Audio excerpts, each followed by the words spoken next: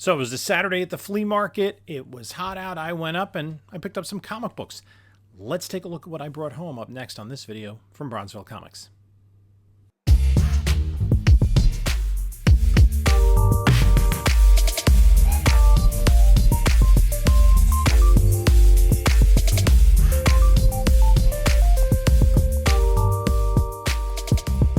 Hey there, panelologists. This is Jim from Bronzeville Comics coming to you with another video. Before we get started, please like, comment, subscribe. We're nearing 4,500 subscribers, and I appreciate over the last 2+ years all the people that have tuned into this show and have commented and liked and all that great stuff. Thank you so much. Also, follow me on other socials, Instagram, Bronzeville_comics. I'm on Whatnot at Bronzeville_comics, and we do sales every Monday night at 10 p.m. Eastern Time. And this summer, I'll also be doing some weekday sales, so just keep an eye out for that. Give us a follow, bookmark the shows. There is a link in the description of this video. If you've not yet used Whatnot, you use the link. You'll get $10 off your first purchase, regardless of who it's with. Also, in the description of this video is a link to my email, as well as my eBay store. So, it was the last Stormville flea market for the summer. They'll resume again in September. The last time I had gone up was what they call the Ultimate Yard Sale, which is more just regular folks coming out. And instead of having a yard sale in their yard, they just bring it to Stormville. And the weather had been bad leading up to that. Like Friday was rainy, and the forecast for several days ahead of time called for rain on Saturday, which didn't happen, but I think enough people stayed away that the comic book pickings were slim. A little bit better this time. I actually got books from 4 different vendors, but mostly for the PC. Now, I like to talk about slab, save, sell, spec, and I'll kind of go through what I'm doing with those books here. I don't think that there's anything that's going to the slab category, just because of a combination of condition and value. You know, you always, like when I'm driving to the flea market, I kind of have these visions of, oh, well, I find, you know, an ASM 300 in a dollar bin, or an Ultimate Fallout 4 for $3 or something like that. And it happens. I've had some success, quite a bit of success with that at flea markets in the past, but not always. It's hit or miss, but it is the thrill of the hunt. You get out there and you meet people. Ran into some folks from the comic book community that we've run into at other events, and just chatted comic books. So it was a good time. Anyway, so the first one was Card Comic. Warren, who is a friend of the show. I just picked up some. He had some new like silver and bronze stuff. And so I picked up Secrets of Sinister House. I think that's, is that a Wrightson cover? Anyway, it's pretty cool. A House of Secrets. And I think I have this, but I'm not sure if it's uncrated. This is a Joe Kubert cover of Weird War Tales with kind of this swamp creature. This actually postdates the first appearance of Swamp Thing. This is from early 1972. So that's pretty cool. I also got from him this Detective Comics with the Joker cover. Lower grade, but that's cool to have. This is a book I picked up recently. It's 4-color 629, and it is the first appearance of Lady and the Tramp in comics. And then I also got from him this Batman comic, 206. So that was really cool. Now, I think the Batman, the 206, I have to see if that's an upgrade over what I have in the PC. The rest are going to go into, I have to look at the Weird War to see if that's an upgrade. The rest will probably go into themed Whatnot shows. I'm trying to build up enough books to do a dedicated bronze horror show. So I picked them up here and there. Now, the next guy I stopped off at was Joe, who's a friend of the channel. You know, I've seen him at shows. He's been in my Whatnot streams. And he has been recently, he's close to Stormville. He's been recently setting up there. So he had got a collection of some early 70s books, but non-superhero, which was right in my wheelhouse for helping me work on my DC 1972 collection. if you're kind of new to the channel, because I do mention this kind of frequently when I pick up books, is I'm trying to get every comic that DC published cover dated 1972. And the superhero ones are fairly easy to find. The most difficult are the romance. But the other kind of genre books, Western, horror, and war, are a little bit trickier. And these are in pretty nice shape. So these filled in what I needed. GI Combat 155. Now, one other thing you can recognize the 1972 book is now only 20 cents. That would run from July to December. And I think by November, December, they got rid of now only. But they did have this big 20-cent thing. So, for instance, in October, this Our Army at War had the big 20 cents circle. And that is really what I remember. And that the reason I buy books from 1972 DC is that's when I started collecting comic books, probably towards the end of the year, because I mostly remember this. Earlier in the year, from January through June, the books were these 52-page 25 centers.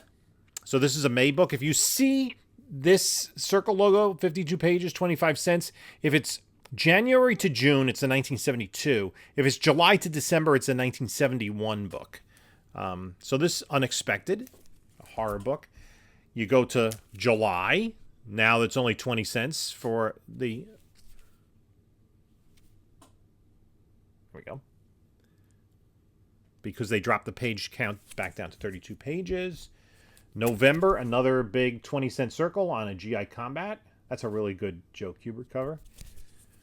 And this is a little bit tricky because From Beyond the Unknown stayed at 25 cents, I think. These were sci-fi reprints. Although I don't know if this was a reprint because that definitely looks... Yeah, that's definitely Richard Nixon. And he was president from 1969 to when did he resign? 75? I forget if it was 74 or 75. This is from 1972 when he was... I also picked up some other books, some Gold Keys. I kind of pick up these Space Family Robinson Lost in Space. I was a huge fan of Lost in Space TV show, and they're related in name only. I believe this comic started in 1962 as Space Family Robinson, and the TV show Lost in Space started in 1965. So they just kind of added the Lost in Space title to capitalize on the popularity. And then I picked this up. If you know, you know. You got to be of a certain age. H.R. Puffin-Stuff was a acid-trippy Saturday morning TV show that starred Academy Award nominee Jack Wilde, who played the Artful Dodger in the 1960 Academy Award-winning film Oliver. And he got this job in H.R. Puffin-Stuff as, I think Timmy is the name of the character. So Sid and Marty Krofft did a lot of these TV shows, Saturday morning shows that were not cartoons, they were live action, but with either puppets or enormous kind of bizarre characters. And I think this was actually the influence for the Ronald McDonald characters. If you remember the McDonald's commercials from the 70s with Mayor McCheese and Grimace and who was the police officer that also was a big hamburger head. But this is really, really weird stuff. And this is issue number 1 of H.R. Puffin-Stuff. So I thought that was a pretty cool pickup. So I'm not sure. I think for now I'm going to keep this just because this was like a part of my childhood. I actually had a record album with the songs that they had on the show. Yeah, they had songs like every episode. And then this book, I had seen Comic Tropes do an episode. I think he did an episode on this. Somebody definitely did. This is Captain Marvel from 1966. Plus, there's also Plastic Man, but it's not any Captain Marvel that you're probably familiar with. It's certainly not the Fawcett Shazam Captain Marvel, nor is it any of the Marvel or Carol Danvers Marvel Comics Captain Marvel. It is this bizarre kind of, I don't know, ripoff of Arm Fall Off Boy. And it's issue number 1, so I just kind of, the goofiness of it spoke to me. I forget the name of the publishing company. It's like MJ or MR Enterprises or something. I guess they seized on the fact that these trademarks had kind of fallen into public domain, although Plastic Man by that time was owned by DC Comics. I think this might be before that first quasi appearance in House of Mystery. And then I picked up this. This is an early Jonah Hex. It's a pretty nice copy. Definitely would need a press because it was rolled at some point, but it doesn't. There's no creasing. Weird Western number 14. I think I have this in the PC, but this is probably an upgrade. Then there was a guy, and he's there frequently, and you see some of the vendors, and it's the same boxes over and over again, and the books are more and more beat up. But he had 2 new boxes, and they were kind of away from the fray, but I know I wasn't the first one to these boxes, and I'll tell you why, but I might have been the second one. So I picked up, these Justice League New 52, number 1, including the alternate cover. Picked up Justice League number 30. This is a cameo appearance of Jessica Cruz. And I know I wasn't the first one there because it had a big run of this title, but didn't have 31, which is the first full appearance of Jessica Cruz. It did have 40, which is the first appearance of, what's the name of the character? It's Darkseid's daughter in cameo. I forget her name. But it had that. And these are all minor keys. Convergence number 8. This is the first cover appearance of Jonathan Kent. There he is in Lois's arms. His first appearance. Actually, is that his first cover appearance? Because didn't he appear on the cover of Convergence Superman number 2? Anyway, that's what Key Collector told me. That's what I was going by. And then I picked up this JLA number 26. These are all the high-grade copies because it was a fairly new collection that hadn't been rummaged through just yet. This is the first cameo appearance of Jakeem Thunder, who is a member of the Justice Society, essentially is the inheritor of the powers of Johnny Thunder, inherits the power of the Thunderbolt. There's one more vendor, and I started digging through his boxes and found some decent books, and I think these will be like spec books. The Detective Comics 469, first appearance of Dr. Phosphorus. A mid-grade copy. I did pay for it. This book I might actually... it's really sharp looking on the front. It's Detective 647, the first appearance of Stephanie Brown, who becomes the Spoiler, and later becomes Batgirl. But there's definite, color tanning on the back of the cover. Like it was stored against something else. I don't know. The front cover looks great. This could be, when I experiment, something that I might consider a bled treatment with. Because I think that does have value in a 9.8. I also picked up another Weird War Tales, number 4. This will probably go in a spec box. Swamp Thing 47. This is the first appearance of the Parliament of Trees. Hold on to that. See what happens in the Swamp Thing TV series. Girls' Romances. Number 101. And in my Whatnot streams, there are a couple people that stop in and are always asking for romance titles. So I think what I'm doing is, as I'm going through batches of books like these and collections, I just kind of in a separate section of long box are putting romance books and horror books and other Star Wars books. So I got Star Wars number 8. This is the first appearance of Jackson, the rabbit, who has been coming back in the comics again recently. This I got World's Finest 198. This is the third Superman Flash race. Interestingly, the first one is in Superman 199. The second one, I believe, is in Flash 199. And this one carries over from 198 to World's Finest 199. Low-grade copy of Swamp Thing number 2. I got a lot of creasing on the cover. It's got staining. There's a lot wrong with it. But, I mean, Bernie Wright's in goodness. G.I. Joe. Another section that I'm setting apart. And it's a later G.I. Joe. And it's a new... which hand am I looking at? A newsstand right there. Number 120. And it's a pretty sharp copy. Justice League number 190. This classic Brian Boland cover with Starro. Batman, couldn't pass that up. 302. This is a pretty sharp copy. Nice Bronze Age Batman. A beat to heck copy of Conan the Barbarian number 2, but it's the second appearance of Conan. Couldn't pass that up. This is X-Men 54. This is where it's revealed that Onslaught is Professor X, and it is a newsstand. This is a book I had recently, too. Conan the Barbarian 249. It's an Art Adams cover. So that's pretty cool. And this is a high-grade one. Like, this would almost be worth submitting.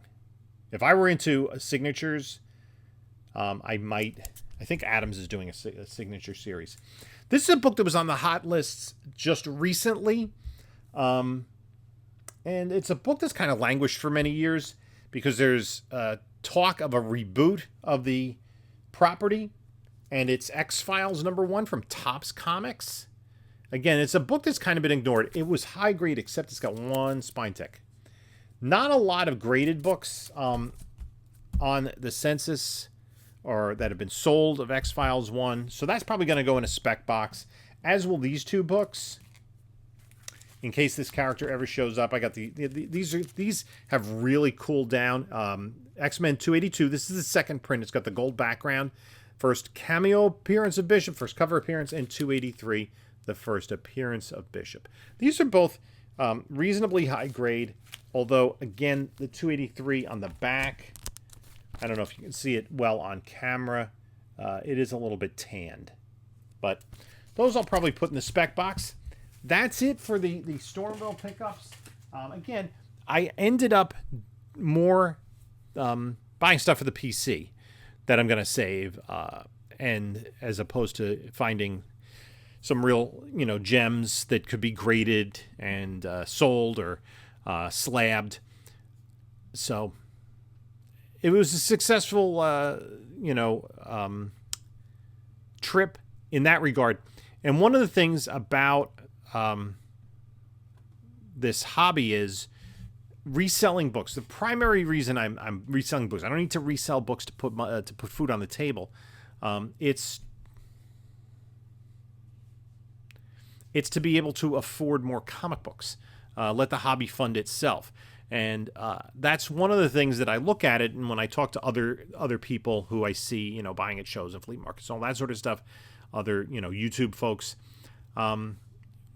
we use that phrase because it is it hopefully a zero sum, at the worst, a zero sum hobby, right? If I played golf every weekend, I would have the greens fees. I'd be paying for balls and tees and, new set of clubs and all that sort of stuff. And that money would be gone. Whereas with comic books, I can buy a bunch of books today, maybe sell a few of them and recoup the costs, and then have books to keep, or have a little bit of extra money to put towards other books that I really want. And then, even then, at the end of the day, when I get the books that I want, they have equity. Because at some point I could then sell those books for money, or at some point, which I don't really want to think about, my children will have this stuff and they won't know what to do with it, but they could then sell it and have some money out of this hobby. And plus, I enjoy it. I enjoy going up there and talking to people about comics. I enjoy flipping through comics that I haven't had before. Like, I'm kind of to the point, I have so many comics in my personal collection that I've been looking for. I kind of get enjoyment out of those goofier books like H.R. Puffin stuff and the off-brand Captain Marvel. Those are just kind of fun books to have. So anyway, that's it for this video. Thanks for stopping by. We'll see you in the next one. You can take a look at a couple of my other videos here. And this is Jim saying until next time, enjoy your comics.